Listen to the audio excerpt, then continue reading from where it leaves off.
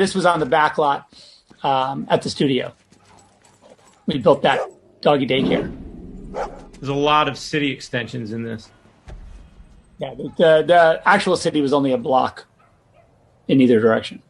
Right down that, street behind Iris was only like about 3 storefronts, and then it turned into a green screen. And then we had this cool old car that we found in England for Iris to drive because she's cool. And we have our guy who's driving the Gardner Fox truck. He's not a good multitasker.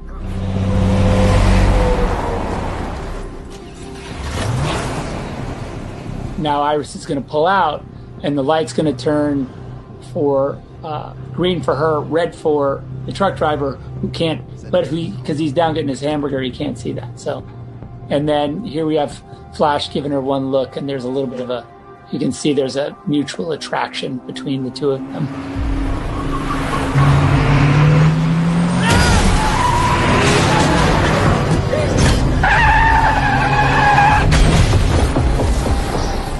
As soon as the accident happens, he goes into flash time, so time kind of slows for him. And this establishes sort of the flash time look, the color shift and the refraction, so that you're kind of in this other world. We wanted to keep that because that's pretty important for the rest of the movie when you see him in costume.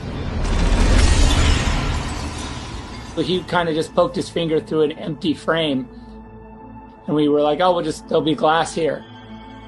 This glass breaking shot in particular, but this one, Zach had a very specific and I think very cool way of showing the progression so that it like you could see it spiderweb and grow. That was us going like, what would happen if this was taking place at a kind of slow motion that you kind of can't create? We had a bunch of lights that we put around to strobe around. You guys had to take out later. But this was always cool, that notion that he comes to a stop, but he's not really paying attention, so he kind of digs the ground up a little bit.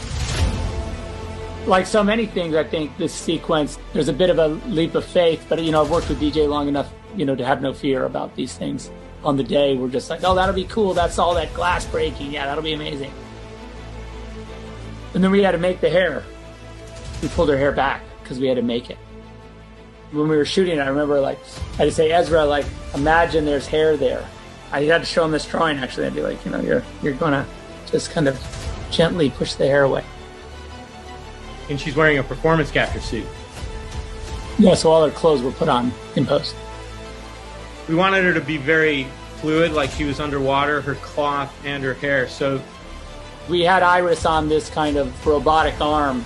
We could rotate her in a super smooth way when he starts to turn her. We could easily just have the character grab her down and put her on the ground, and that'd be fine. But we really endeavored to try and figure out what the reality would be. We always talk about the fact that if Flash grabbed you really hard, he could tear your arm off. And that's part of the fun of it too, I think. I like talking through this stuff with you to kind of figure it out. Look, we're all making it up. It's all make-believe, but I think it sells the story better if it makes some kind of sense and it's consistent.